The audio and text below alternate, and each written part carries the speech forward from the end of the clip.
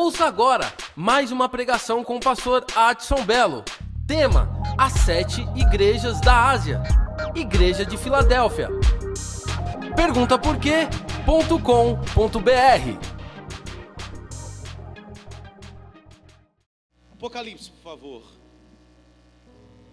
Um chiadinho aqui, eu queria um sonoplasta para me ajudar. Apocalipse, por favor. Hoje nós vamos falar da penúltima igreja, a igreja de Filadélfia. Igreja de Filadélfia. Capítulo de número 3, verso 7, eu vou falar 20 minutos e nós vamos embora.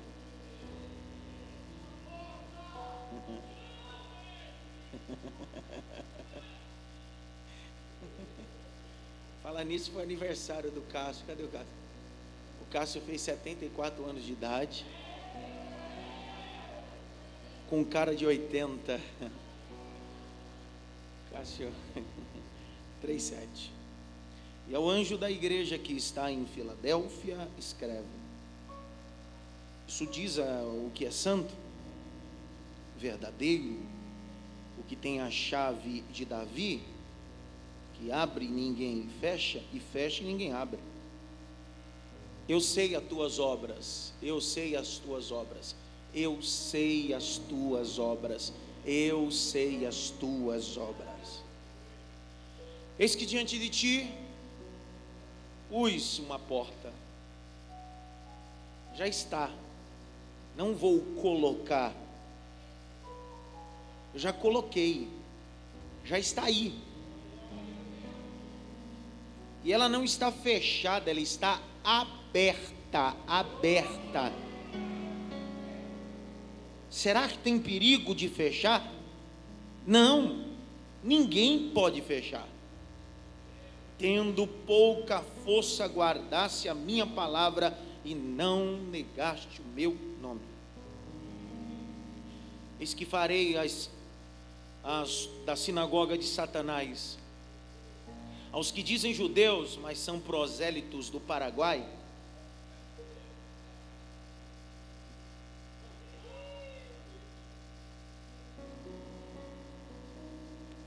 então toca pelo menos em 3, diz assim: se eu descolar que você é prosélito do Paraguai, você vai ver.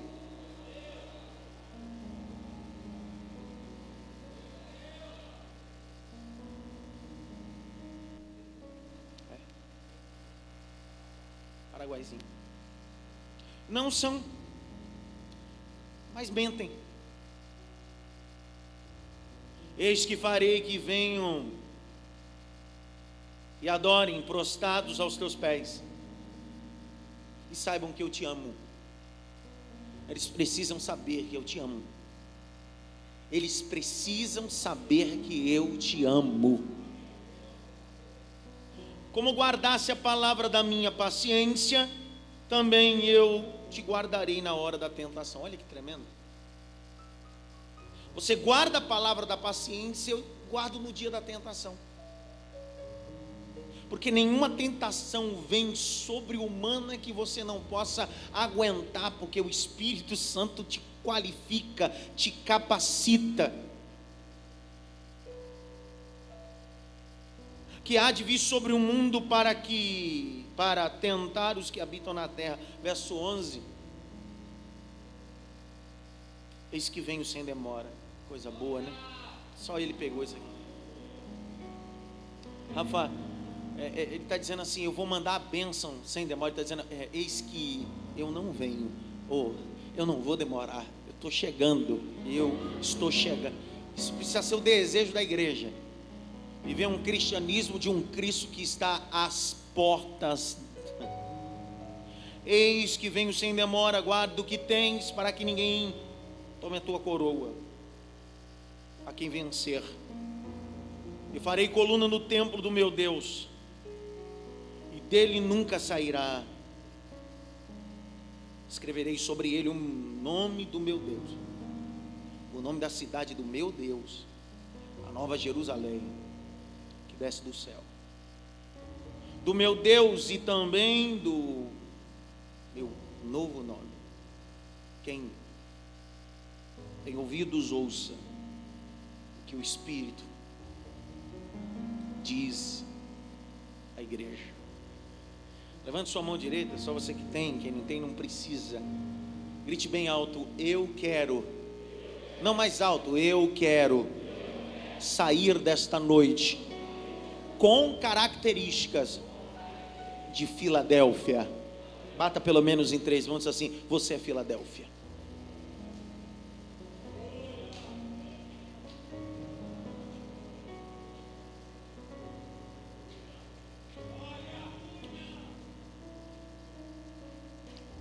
É interessante estudar, e principalmente essa penúltima igreja. De 7 igrejas, todas elas têm uma crítica incisiva, algumas no que tange doutrina, outras no que tange sentimentos, outras no que tange emoções. Quase todas elas recebem críticas, correções. Mas das 7 igrejas, a única que não vai receber de forma nenhuma, nem nas entrelinhas, correções, é a igreja de Filadélfia. Eu não estou falando de uma igreja espiritual, estou falando de uma igreja terrena. Você já viu alguém dizer bem assim, ó: venha congregar na igreja que eu congrego, mas lá tem problema também, porque toda igreja tem problema. Quando eu escuto esse som, eu penso as 7 igrejas. Eu vejo uma igreja que atira com crise de tolerância, tolera. Eu vejo uma igreja de Sardes com crise de identidade. Eu vejo uma igreja de Éfeso que tem problema de relacionamento. Mas eu vejo um Deus falando de uma igreja que não tem problema. Esse foi o meu desafio, encontrar um problema nessa igreja. Eu não encontrei. Você pega os versos, do verso 7 ao 11, você não encontra. Você cava, usa a exegese, que é a arte de exaurir. Isso vai lhe dar fonte sociológica, arqueológica, histórica. Não tem. É uma igreja composta de humanos que aparentemente não tem erro. É uma igreja composta de pessoas que são tendenciosas a errar, mas o texto não condena erro. O que essa igreja tem?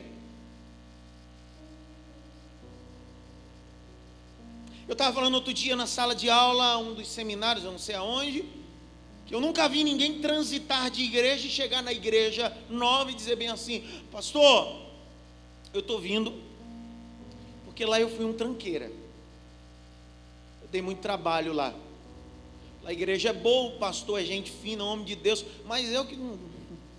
Aí eu estou mudando para ver se o senhor dá um jeito.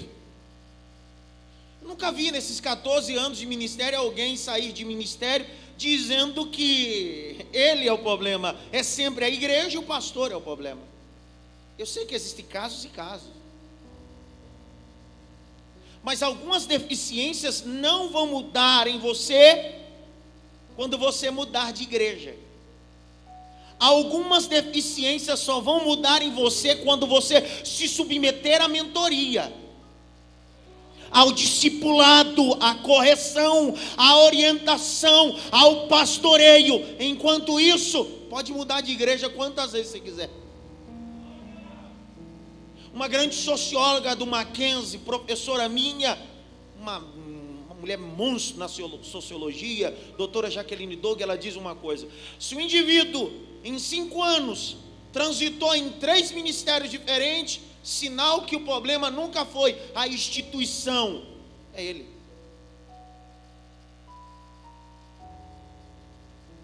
Ninguém fala nada comigo. Dá um toque pelo menos em 3 assim.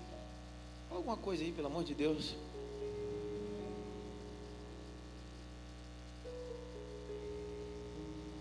Que tipo de crente você é que fica 1 ano e meio numa igreja e muda, 2 anos muda, 6 meses muda? Existe um sociólogo chamado Pierre Bourdieu, um sociólogo francês, E a finalidade do sociólogo não é olhar as coisas dentro dela, é sair e olhar a situação por fora. Ele diz: quando o indivíduo não gosta de confronto, ele sai do lugar que confronta ele. Ninguém entendeu nada. Por que alguns de nós transitamos em igrejas e ministérios procurando perfeições? Porque na verdade nós não queremos ser confrontados, aonde Deus quer nos fazer perfeito debaixo dos seus olhos. Quantas igrejas você saiu por causa que alguém fez cara feia, porque alguém não te cumprimentou?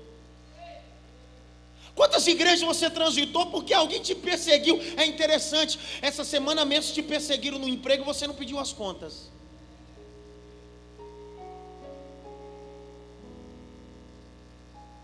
Sabe por que às vezes o ambiente de trabalho é pior do que o ambiente que você diz de igreja, e você não pede as contas, mas muda de igreja? É porque você ama mais o dinheiro do que a própria instituição.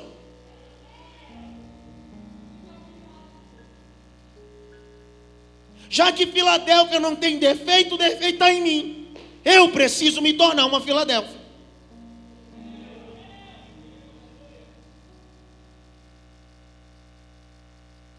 Parei, acabou.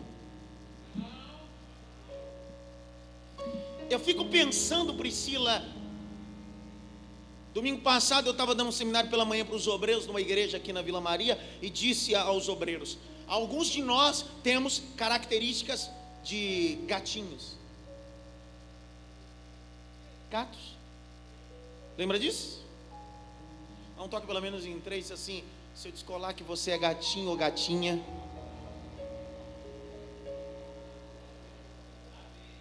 Pastor, o que tem a ver?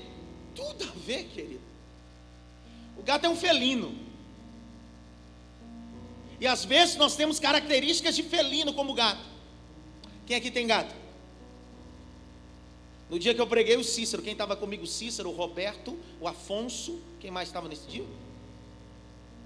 Tinha mais alguém comigo? E aí o Cícero confidenciou na mesma sala de aula, dizendo: eu tenho gato. E olha o que Cícero disse na sala de aula. Essa semana mesmo ele sumiu. Foi. Eu pensei que ele tinha sido atropelado, ou envenenado, ou extraviado, ou sequestrado. O desespero. Cícero mora em Guarulhos, um prédio. De repente algum morador, amigo, chegou na casa dele e disse, depois de alguns dias: quantos dias, Cícero? 2 dias, já desesperado, em pranto, quase ponto a ficar depressivo. Que se apega, né? De repente alguém disse: Cícero, desce lá no estacionamento que o teu gato está lá. Palavras do Cícero. Ele desce empolgado. Palavra dele, desceu chorando. Foi assim ou não foi? Manteiga derretida, né? Desceu em... Olha como é que alguém chora assim contra o gato. E ele desce todo empolgado. Quando ele chega, pichando, negão, palavras dele, Simone, não minha. Ele nem olhou para mim, ele nem me deu bola. Por quê, Edgar? Porque gato é felino, e felino não se apega a pessoa, se apega a ambiente. Vou falar de novo. Gato se parece às vezes a característica com alguns crentes como eu e você, que muda e muda de igreja, só não muda de caráter, só não toma vergonha na cara. Levanta a mão assim, porque essa doeu até aqui. Levanta assim bem alto, grita assim: Deus tem misericórdia. Bate pelo menos em 3 mãos se Ele tem misericórdia de você. Aí fica as menininhas da igreja, as mocinhas: Deus, me dá um namorado gato. Vai orando para um gato. Os menininhos ficam aí: pastor, eu quero namorar com uma gatinha. Vai com a gatinha. Gato e gatinha não se apega a pessoa, se apega a ambiente. Uma hora está aqui, outra hora está em outro lugar. E detalhe, sai, transita, sai do ministério e nem comunicar, comunica. Sabe por quê? Porque não é ovelha, é gato.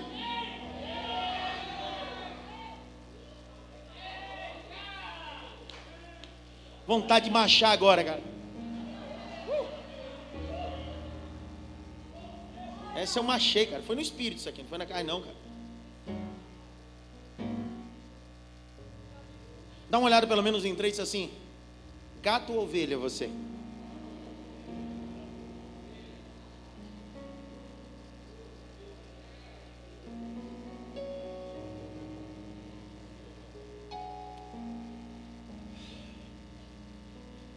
Pastor, o senhor está dizendo que não pode mudar de igreja? Não estou dizendo, existem situações, ocasiões. Mas a minha pergunta é, alguns de nós trocamos de igreja a cada ano.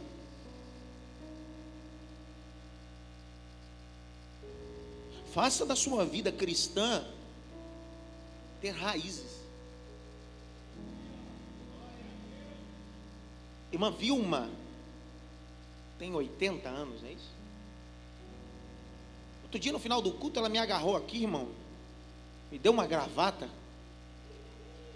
me deu um beijo e disse assim: em pranto, o Senhor que vai fazer o meu sepultamento. Para alguns podem soar, que absurdo. Para mim soou como elogio.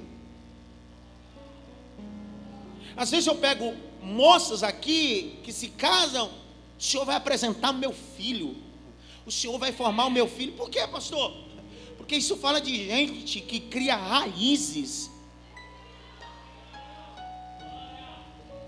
Eu fico horrorizado com gente que você conversa com ele hoje, ele diz: que igreja você é? Na Assembleia de Deus Urianda Labaia. Um ano depois você encontra com ele e diz: e aí, varão, como é que está a igreja? Qual? Aquela. Não, estou na Assembleia de Deus Cuspe de Jesus, já mudei. Sabe por que algumas pessoas mudam? Porque não gostam de ser confrontados e contrariados. Você veio no lugar certo. Você está no lugar certo. Passa a mão na cabeça dele e diz assim: você está no lugar certo, filho.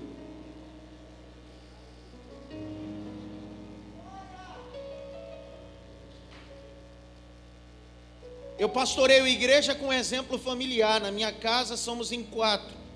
Então quando um fazia alguma coisa, não apanhava só um, apanhava os 4. Ninguém entendeu nada. Mas por que eu estou apanhando? Quem errou foi ele. É que você deixou apanhar junto. Ah, que absurdo. Que absurdo, cara. Eu olho para ela, às vezes eu tenho que liberar o perdão, Jesus.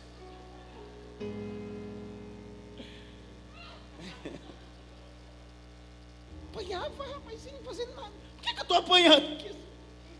Mas depois os anos passaram, eu aprendi. Quem come o fruto é Eva, mas quem é expulso é os dois. Isso é unidade. É unidade. Quando diz igreja, diz uma eclésia no grego, uma unidade. Eu preciso entender que nós precisamos estar unidos e reunidos.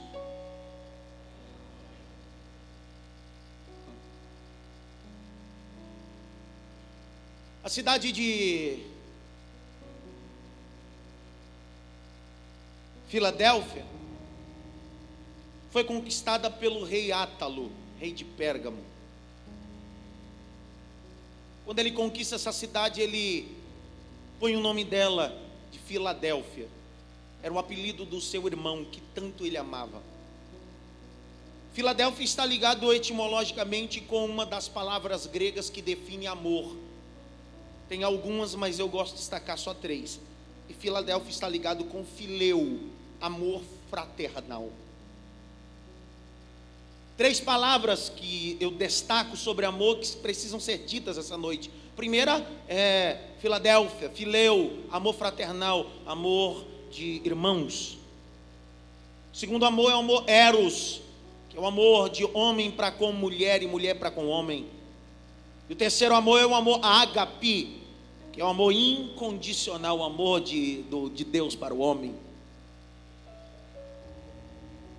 Geograficamente, a grande, que no contexto geográfico é pequena, mas para Deus é grande, porque a menor de todas as cidades da Ásia Menor, e a mais nova cidade da Ásia Menor, sofria de terríveis terremotos. Era um lugar que havia muitos vulcões.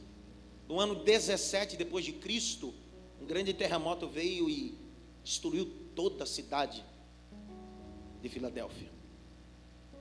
Você vê um paradoxo de uma cidade que tem o título de amor fraternal, que vive em turbulência com terremotos.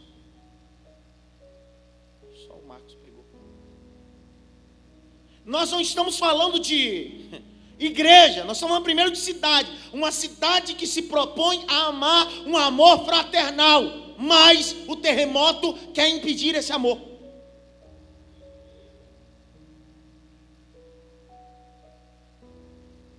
Um lugar onde dá mais terremotos é o Japão. A arquitetura é tão moderna que todos os edifícios são criados com a sua arquitetura proposital para que eles fiquem suspensos, não caiam. Redobre a atenção. Primeiro procedimento em um terremoto, como no México, no Japão ou em qualquer outro lugar, é deitar-se. Proteção. Porque ficar em pé vai te fazer cair.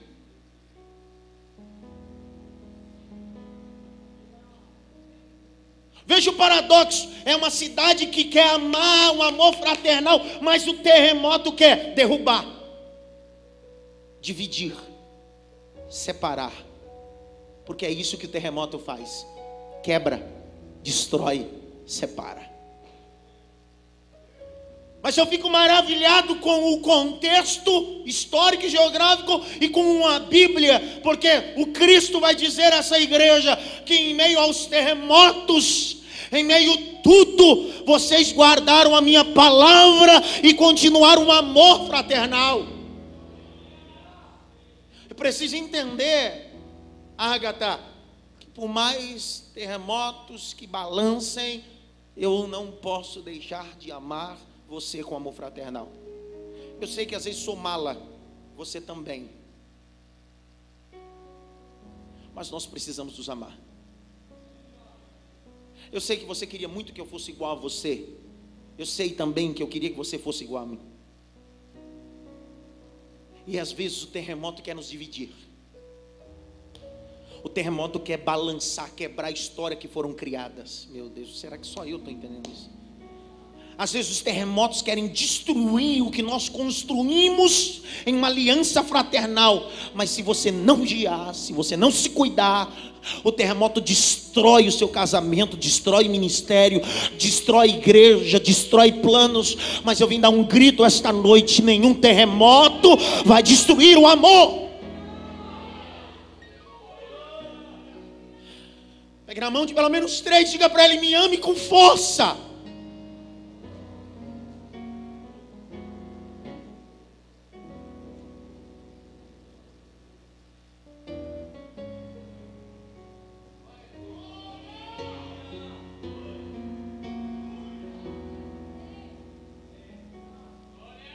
Quantos terremotos você passou?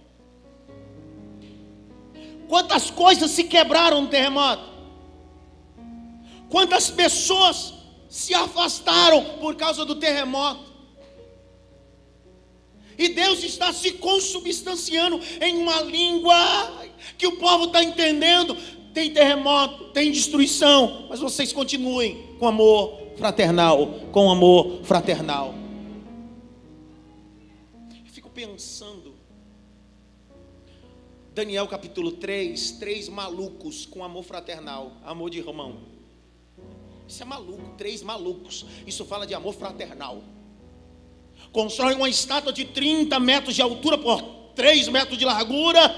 Os pífaros são tocados e a ordem imperativa é: tem que se prostrar, tem que adorar a estátua do rei.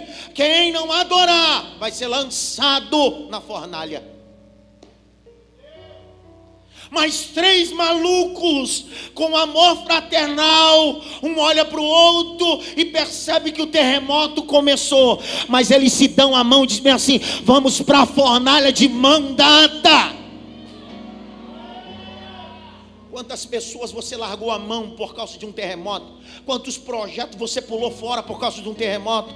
Quantos amigos você abandonou por causa do terremoto? Quantas igrejas você saiu por causa do terremoto?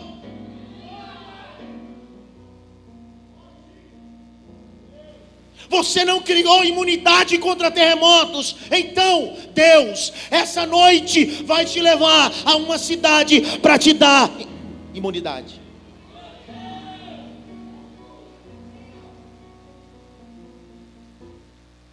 O terremoto não pode abalar as estruturas de um amor fraternal. 2 malucos com amor fraternal são presos, chicoteados. São lançados dentro de um cárcere interior. São presos pelos pés. Mas perto da meia-noite, eles em comum acordo, em um amor fraternal, Paulo e Silas olham e dizem: eu canto, tu ora, eu canto. E houve terremotos, mas eles estavam lá.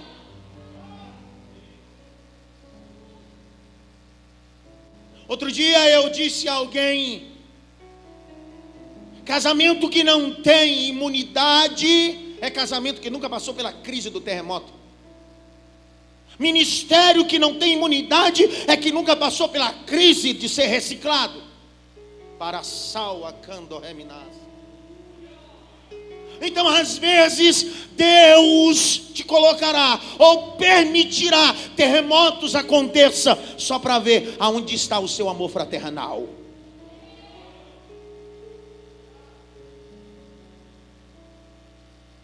Eu termino.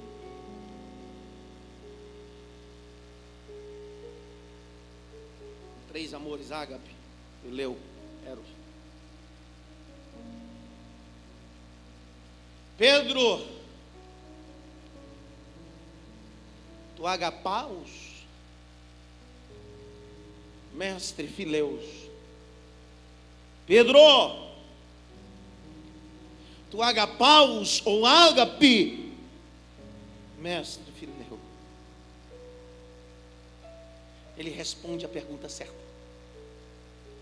Ele é sincero, ele diz: eu não consigo amar com amor ágape, mas eu consigo amar o Senhor com amor fraternal. Parece que Deus está dizendo para ele assim: já que você não consegue me amar com amor ágape, porque vem de Deus para o homem, deixa que o amor ágape eu te amo, só continua me amando com amor fraternal.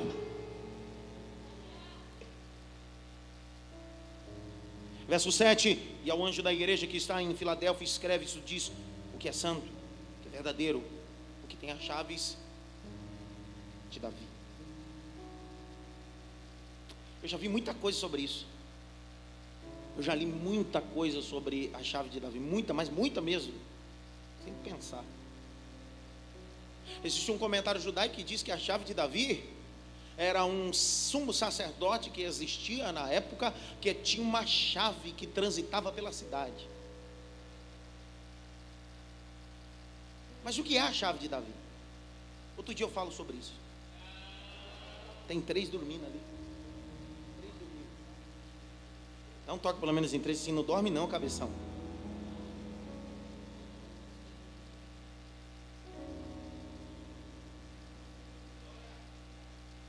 Sabe o que era a chave de Davi? Era um mordomo. Era uma incumbência de um mordomo na monarquia, na realeza, que tinha incumbência de ter a chave do quarto dos tesouros reais. Só ele tinha. Quando o rei queria alguma coisa, pedia a ele, era ele que ia e abria e trazia.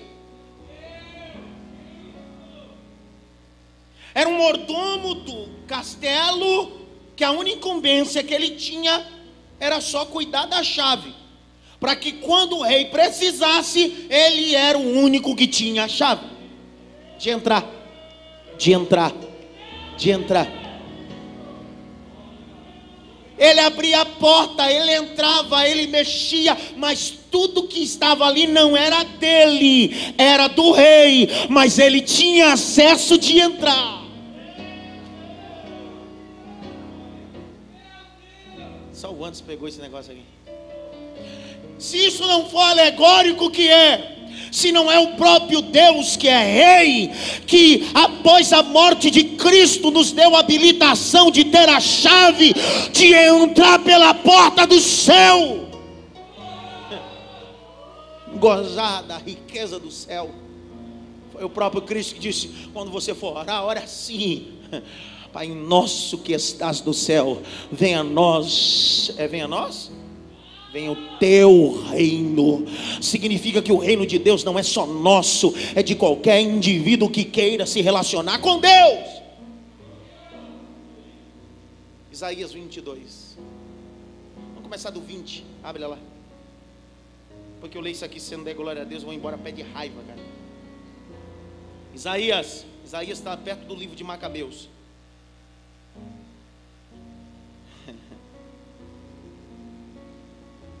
Leio devagar ou com força? Capítulo 22, verso 20.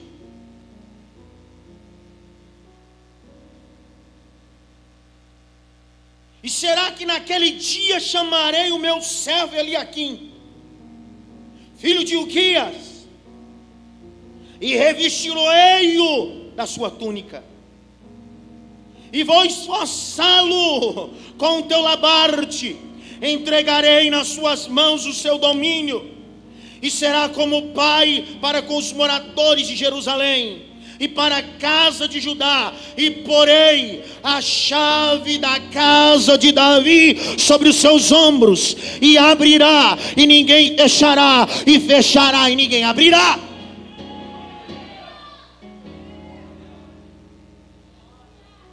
É só ler com cuidado, chegar em casa. Eliaquim, em uma alegoria, é chamado do mordomo que vai receber a chave, e a chave não vai ser colocada na mão, a chave vai ser colocada nos ombros. Pergunta por quê?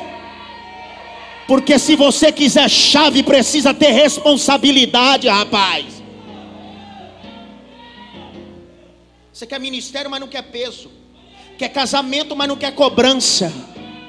Você quer chavinha, Deus tem chave para colocar nos ombros. É pesado, ministério é pesado, casamento é pesado, trabalho é pesado. Por isso que Deus colocou a chave nos seus ombros.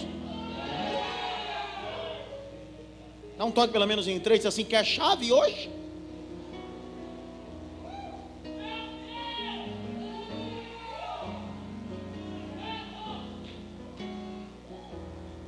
Ninguém fala nada comigo nesse lugar, cara. Isso aponta de forma alegórica para a Arca da Aliança.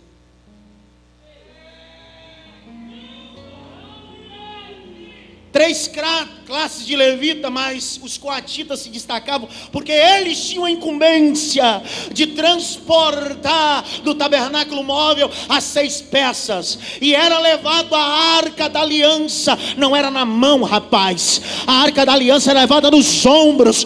Tem peso, quer ministério, segura o peso. Quer pregar, não quer peso.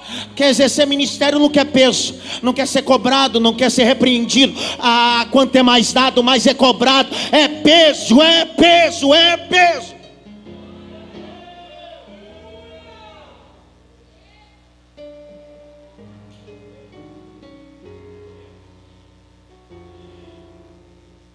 De novo, por favor, pelo menos em 3, assim: quer chave, filho?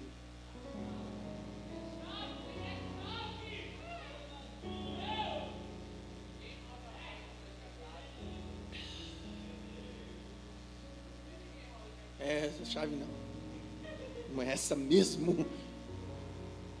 Porque a chave vai ser colocada onde? Tá pesado. E ó, quando eles andavam com a arca,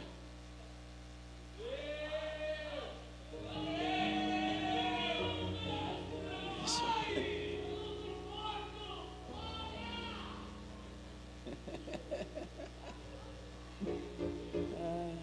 Outro dia eu vi um babaca, vou falar para depois não dizer que eu não disse. Eu vi um babaca que veio, um babaca, falei a terceira vez.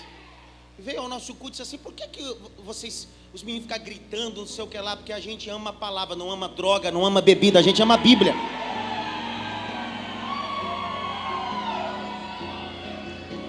Você grita São Paulo Santos e eu não posso dizer glória e nem aleluia pela palavra. Você é um brincalhão mesmo, hein? Se recompomos. Vamos se recompor.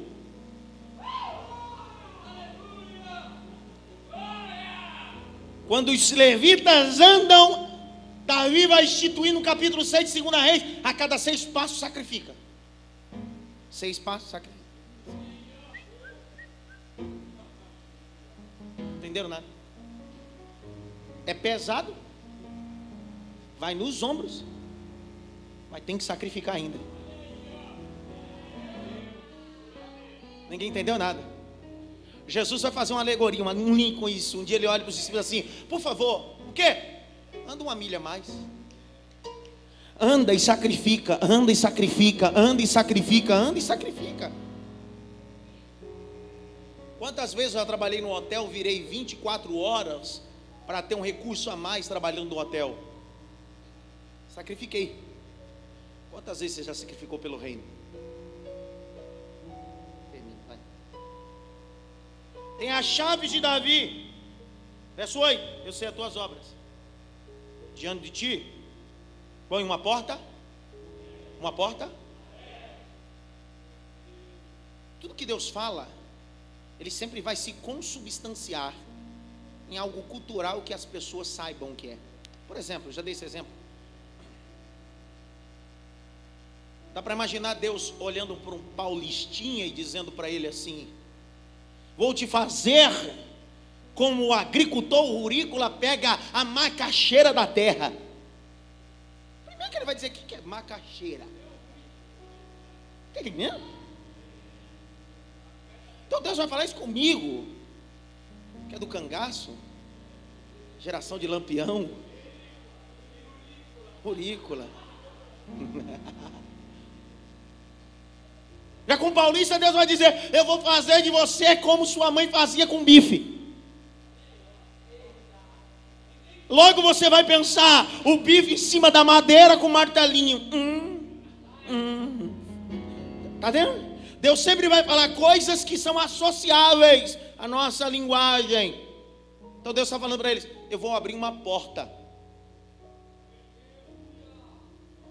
Eu vou abrir, não, a expressão está errada. Eu já abri uma porta. Filadélfia era a porta da cultura grega. Átalo constituiu, e todos os seus reis e imperadores queriam fazer de Filadélfia a porta da cultura grega sobre a cidade. Então qualquer influência cultural estava em Filadélfia. Então quando alguém queria transitar, sempre dizia bem assim: olha, eu moro em Filadélfia, a porta da Ásia Menor, a porta da cultura. É como você ir a Paris e dizer: eu moro em Paris, a cidade da luz. É como ir em Jequié, na Bahia, e dizer: eu moro em Jequié, cidade do sol. É como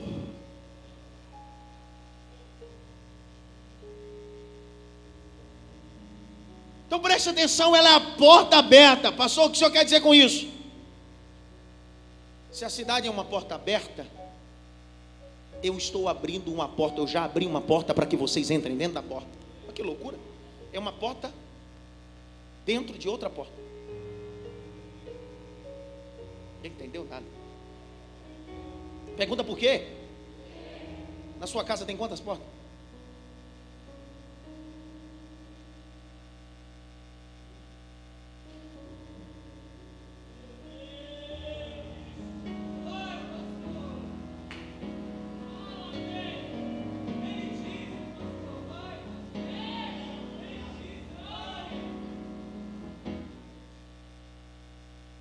Uma porta dentro de outra.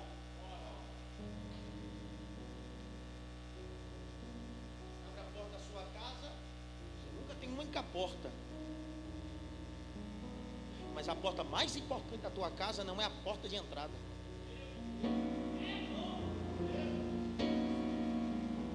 Qual é a porta mais importante da tua casa?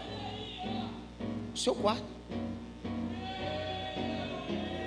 Quando você recebe visitas, você abre todas as portas de acesso, menos o seu. Então Cristo vai dizer: eis que eu sou a porta. Que porta é essa? Você entra pela porta que é a igreja, mas depois entra por mim, que leva até o quarto, a sala do trono.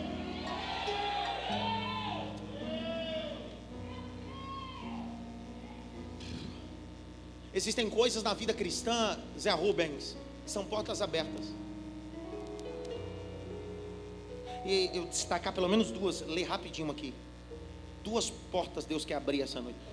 Eu me lembro do pastor Nerildo Ancioli, que destrinchou aqui, falou de 200.000 portas na Bíblia. A porta, pastor Nerildo Ancioli, o homem Bíblia, né? Então eu vou falar só de duas. Ele falou já de tudo, então eu vou falar só de duas. Que portas são essas que Deus colocou? Pelo menos duas, chamadas na Bíblia como a porta da fé e a porta da palavra. Porta da fé e a porta da... Então Deus está dizendo: eu que já pus, Simone, uma porta da fé para você. Eu estou sem fé, eu já coloquei, entra por ela. Pastor, o que é fé? Fé é ver o invisível, ouvir o inaudível, transpor o intransponível. Isso é fé. Então Deus está dizendo: passe pela porta da fé, porque você vai ver o invisível, ouvir o inaudível, transpor o intransponível. Porta da fé. Abra a Bíblia, Atos 14, 27. Porta da fé.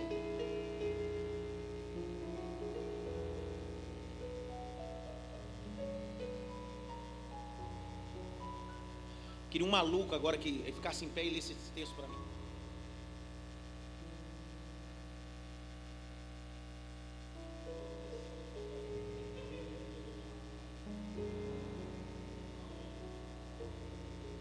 Tem um maluco, porque Paulo diz que a pregação do evangelho é loucura para os que perecem. Vai, Paulo! Não, com força!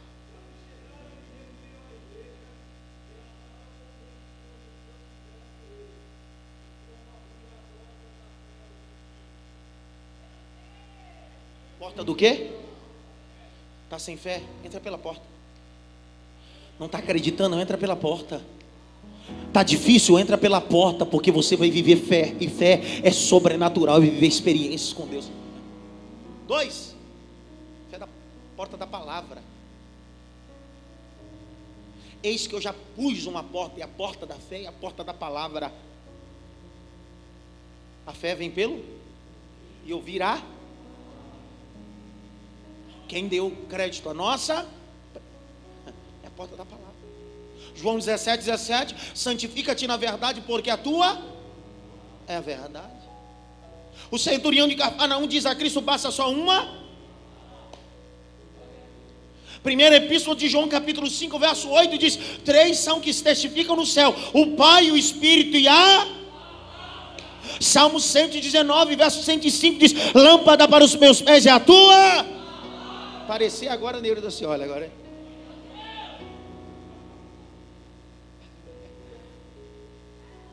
Palavra. Quando você entra pela porta da palavra, você se torna Mateus 7, 24. Todo aquele que ouve a minha e pratica, compara um homem prudente, edificou a sua casa sobre a rocha. Soprou rio, vento, tempestade, mas aquela casa não caiu, porque passou pela porta da palavra. Colossenses 4, por favor, verso 3. Vamos lá para a porta da palavra. Colossenses 4, 3. Outro maluco, lê para mim. Ou maluca. Eu queria tanto com a maluca ficasse em pé e lesse. Vai, Rodolfo, com força, meu filho. Não.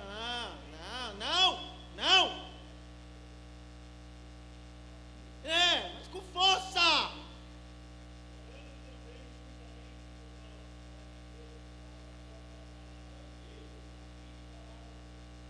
Ah, para, glória a Deus, cara.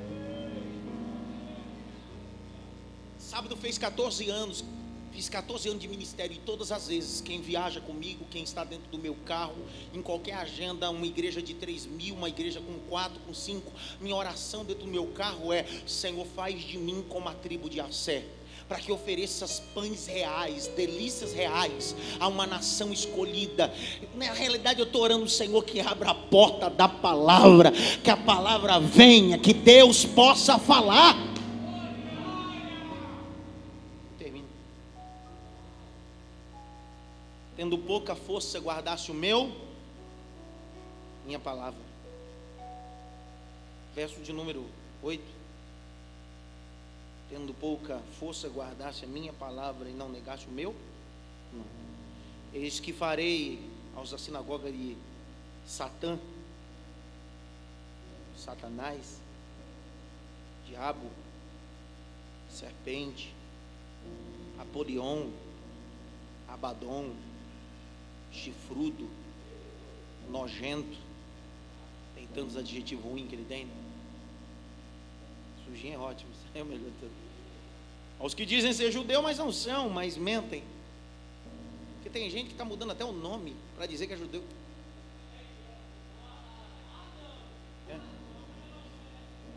Mudando de nome. Mudando de nome. Eu vou falar com força. Paulo vai dizer em Filipenses capítulo 3, verso de número 1 até o verso 8, ele começa dizendo: rogo-vos, pois, irmãos, que apresentei, 3:1, eu não me canso de escrever as mesmas coisas. É segurança para vós. Tome cuidado com os cães, tome cuidado com os maus obreiros. Ele chama de cães os maus obreiros. Aí ele vai continuar dizendo assim: que guardam ou praticam a circuncisão. Aí o verso de número 3 diz assim: se tem alguém que pode se gloriar na carne, carne é religião. Regale do latim, aquele que liga com Deus. Ele diz assim: se alguém pode se gloriar no regale, na religião, sou eu. Eu da tribo de Benjamim, circuncidado ao 8º dia, fariseu. E aí o verso 8 ele vai dar um grito dizendo assim: porém, pelo conhecimento do Cristo Jesus, considero tudo isso como merda. É que eu sou nordestino, o texto está dizendo esterco, mas lá no Nordeste a gente chama esterco de merda. É disso que Paulo está falando, é porque ele é mais polido. Eu sou nordestino, então eu tenho todo direito como hebraísta, o culto. Então ele está dizendo, tudo isso para mim é porque eu conheci Jesus. Então significa que, depois você lê Filipenses 3:8, vê se não está escrito isso. Que tem 4 ali olhando para minha cara dizendo assim: meu Deus, será que está escrito isso mesmo? Com certeza. Gente que diz que é, mas não é. E eu termino agora é sério.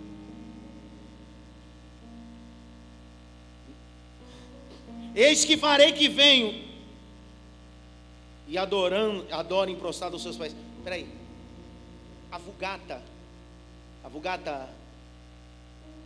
vem do latim. A Vulgata traduziu esse texto de forma errônea. Não é adorar, porque só a Deus adorarás. Tá? A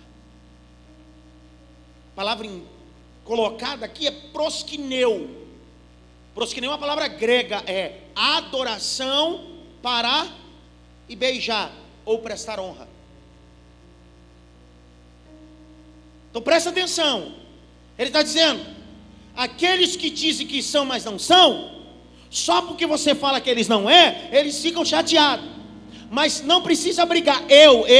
O Senhor, farei que eles venham e te honrem. É a Bíblia que está dizendo, não é eu não, cara.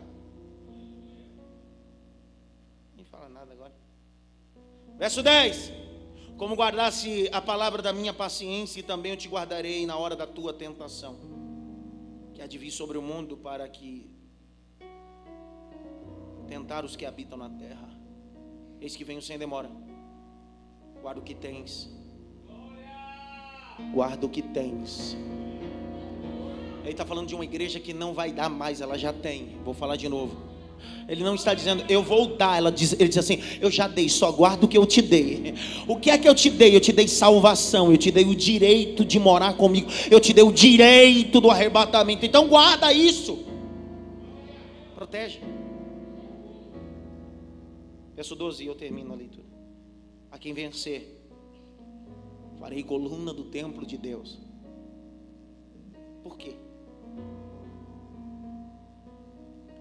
Ano 17 depois de Cristo, o terremoto foi tão forte, tão poderoso, que a cidade de Filadélfia foi devastada, e templos suntuosos como o templo de Vespasiano, o imperador romano, chegaram à ruína. Casas rachadas. Um dos maiores teólogos, na minha opinião, chamado John Stott, um inglês, ele diz algo importante, a grau ponto que os terremotos eram tão tenebrosos que alguns saíram de suas casas, palacetes, para morar em tendas, porque as colunas caíram, as colunas racharam. Era ameaça ficar debaixo de uma estrutura com coluna rachada. Ninguém entendeu nada. Então Deus vai usar uma alegoria e algo que eles estão entendendo. Eles sabem que a coluna é estrutura, é a sustentação de um templo, de uma casa. E quando a coluna está trincada, ninguém se arrisca em ficar debaixo. Eu vou tomar ousadia e autoridade para dizer isso. Tem muita gente, muito líder, muitas pessoas que querem ser coluna, mas são coluna rachada, e não vale a pena estar debaixo de algo como isso.